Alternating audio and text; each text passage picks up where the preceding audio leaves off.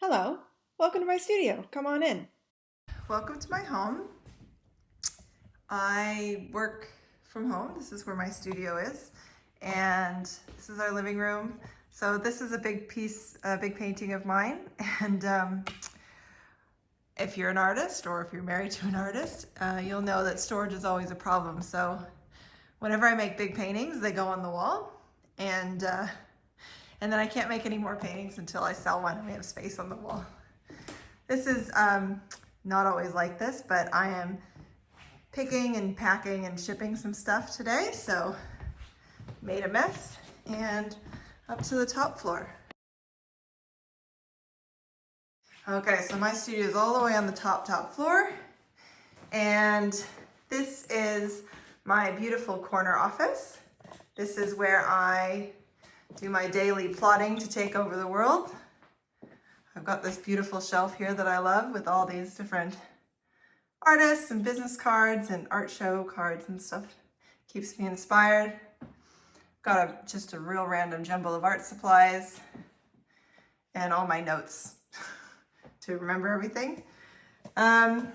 This is, in this window here, is where I do all my works on paper. So if you ever see me working on paper and you've got the overhead camera, this is the setup that I use.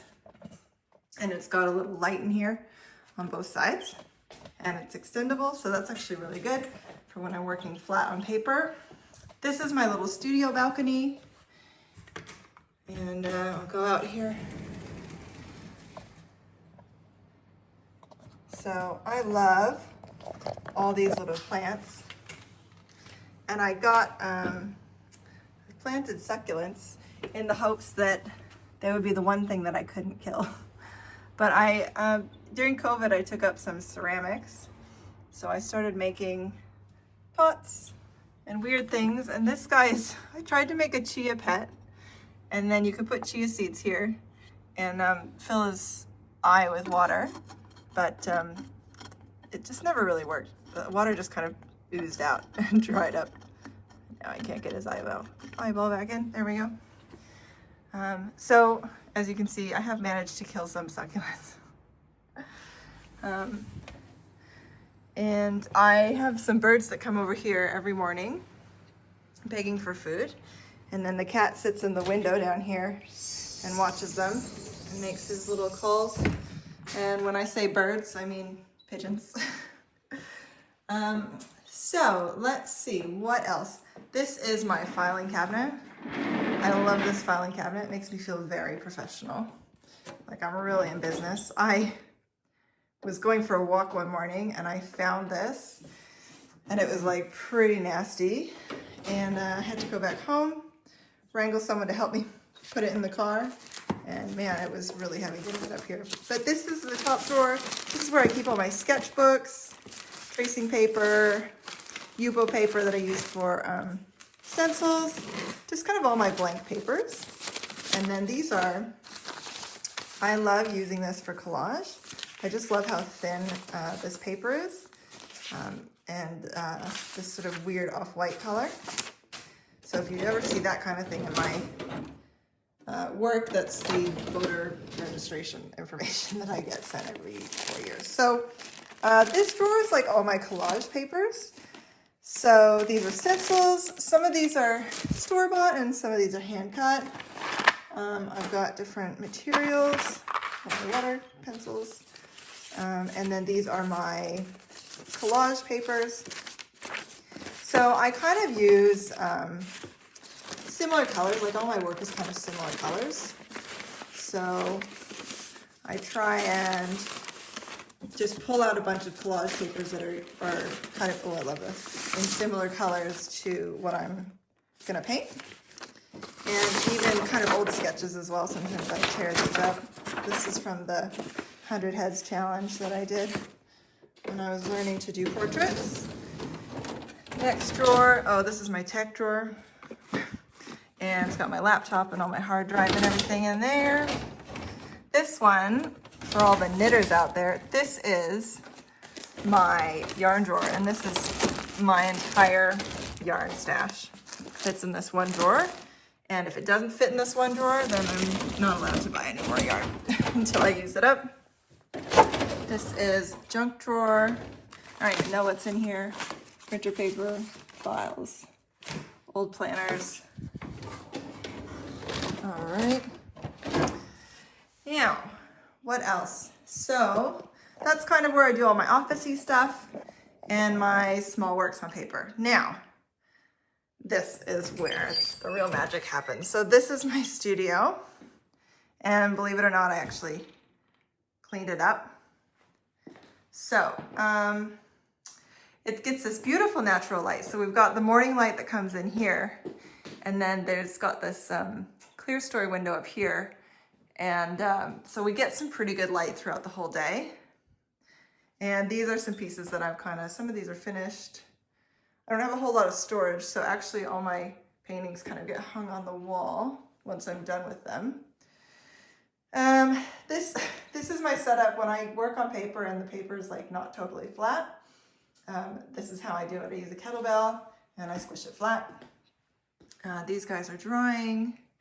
And you can see here on my easel, I like to keep sort of marks and experiments that I've done that I might want to use in the final piece.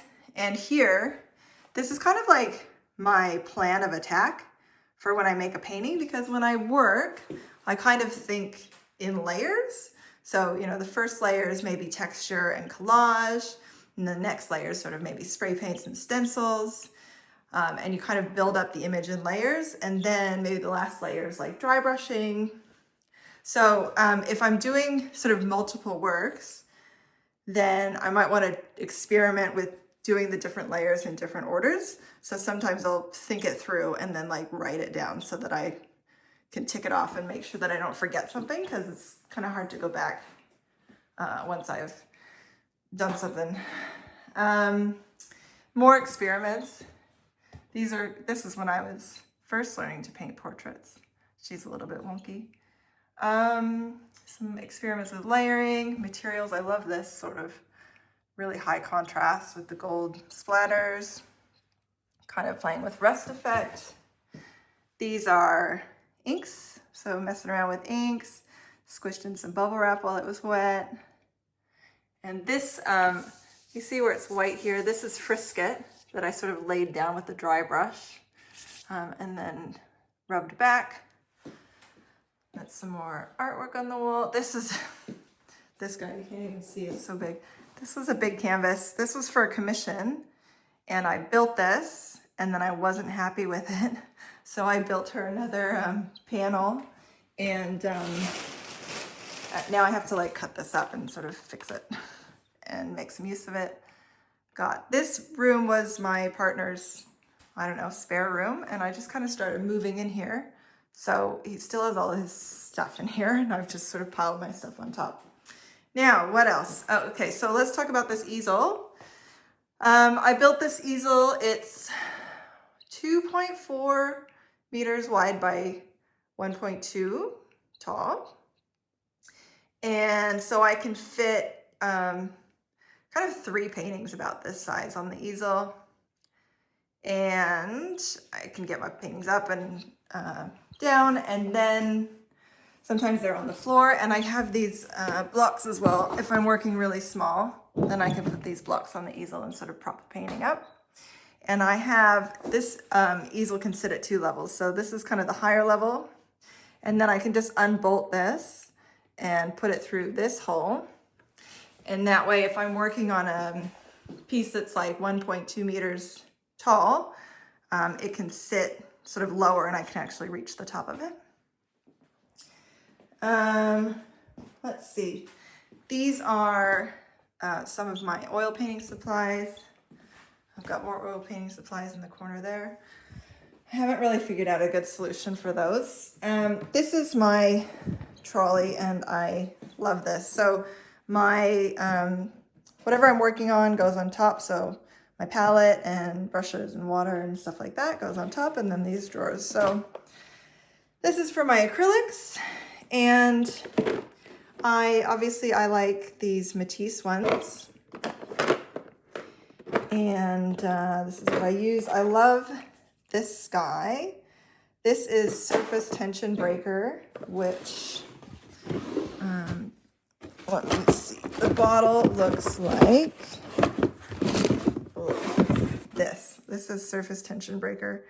So I use this a lot when I'm kind of doing washes or drips and I want the color to sort of bleed. So it enables you to get more flow with your acrylic paints, but using less water. So I like to use that, and sometimes I squirt it on the canvas before, and then I'll paint kind of a watery acrylic on, and then I'll squirt it on the canvas after. And what happens is, because I put texture on my canvas, sometimes like when it's really watery, then the color will sink down to the lower parts of where the texture is. And then I can dry brush to where the high parts of the texture is. And it really accentuates that just even the minimum amount of texture really accentuates it. So these are Posca pens. I like to do a lot of sketchy lines on my work and keep it. So you can see on this painting, I sketched in the beak and I sketched in all this stuff, and I just use like cross hatching for some of the shading. So I really like to keep that showing. So if you're wondering, I use Posca pens for that. So those are any kind of acrylic pen would work. And what's in this drawer? Oh, these are fun. Probably not archival, but I found these stickers, and I just love how neon and bright they are. So I like to use those almost as collage elements. Oil paints, cling wrap. So there's a few techniques that you can do with cling wrap. You just lay down some acrylic or even alcohol inks, put the cling wrap over while it's wet and let it dry. And then when you peel it off, you get this kind of interesting spiderweb effect. Baking paper, I actually use that for my acrylic palette. I can show you. Hang on. So when I'm painting with acrylics, this is my palette. This is, to be honest, this is like an old baking tray that I just found in the bottom of our oven and just took it. And then these are kind of those, I don't know, reusable cleaning cloths or whatever. So I get these wet, and then I throw some baking paper over the top. And then that keeps the palette kind of cool and a little bit dampy, so that when I'm working with acrylics, my acrylics actually last longer. And it doesn't necessarily water them down, but it keeps them sort of wetter for longer. This is greaseproof paper, and I was trying to use this for applying gold leaf, and it's not the same as wax paper, but I couldn't find wax paper. So actually this is semi-transparent. So what I like to do is take the greaseproof paper and almost use it like a tracing paper. So I would put the greaseproof paper on. So say I wanted to just stencil this shape with like spray paint, and I wanted to mask off the rest of this. So I just put the greaseproof paper on, and then I'd be able to see this shape. So I draw it on, just trace it in, and then cut it out. And then I could put the greaseproof paper on around here and put the stencil on and then stencil around. So I use that a lot. Just to give me like hard lines when I'm doing spray paint, and to get specific shapes. This is paper towels, charcoals, gold leaf, graphite. This is gel medium. And this is what I use to get all the texture on my canvases. It's glossy, which I don't love. I would prefer it to be matte, but I just couldn't find matte in this sort of volume. So it's glossy, and then I pretty much just paint over it anyway, so it ends up matte. Good old fluoro green paint, just for fun. And then there's some of these modeling paste, open medium. If you guys work with acrylic and you need your acrylics to stay wet for longer, that's what this guy does. But I don't use it that much because I really like that it just dries really quick. Oh, my color cube. This is a color cube. So So sometimes I'm a little bit stuck for color palettes. So this cube has like, you can see all these different cards. These are color palette ideas. And then it shows you the name and the hexadecimal code, the hex code. So if you're doing digital art, you can like get that color exactly. And then it shows you sort of the dark, the medium, and the light versions of it. So if you're ever stuck for color palettes, that's a pretty good tool. Oh, and down here, oh, this is kind of like miscellaneous stuff. My certificates of authenticity. These guys are pretty cute. I always change the design of these. Like every time I reorder, I get a different picture. What else? Oh, you can have a look at my spray paints. I always need more. That's about the crux of it. Okay, so that was my studio. We won't go into the closets because it's too scary. Oh, this is my giant mirror for when I do self-portraits. I just wanted to show you some of the works on paper that I do. I really enjoy working on paper because, you know, I can be really free with it and experimental. And I like to, whenever I do a series of work, I like to, you know, work on paper first, do a whole bunch of little paper ones that are all kind of experiments. And then I go and work on canvas with, and oftentimes the canvas ones don't necessarily look like the paper ones, but I've managed to learn some things from doing the paper ones, and oftentimes I learn what I don't want to recreate on canvas. So I just thought I'd talk you through some of the things that I like to do on paper that's different than canvas. So one of the things I like to do is use my acrylics as washes. So I like to water them down and use them almost like watercolors, but they don't reactivate when you get them wet again. So you can see here, like this background is quite washy. And this hand, you know, the darks in the hands is just made up of many layers of transparents to bring in those darks. So again, you'll see, you know, more stencil work and spray paint stuff. I still do collaging on paper. This is an old journal entry, and I use stencils over that to sort of give it a different effect. I like to do a lot of doodles. This is still Posca pens. And even on this, on the hand, to bring in, to bring in the highlights, I like to actually cross hatch in the highlights, as well as cross hatching in the darks. So that's really fun. I like to keep that sort of sketchy vibe. And then this is gold leaf. So just take the gold sizing and kind of splatter it on, like paint splatters, and then put the gold leaf on. And it still has like it kind of has like a bump. It actually goes on quite thick, so it's really, you know, everything kind of has a texture with my work. So I just love that. This is, I'll show you this one. So this is this is watercolors. This is a fluorescent pink watercolor, which was pretty fun to use. And this is acrylic paint. And this white here, this is a Posca pen. So I love to sort of like play around with little doodles and add those. And this is gold leaf again.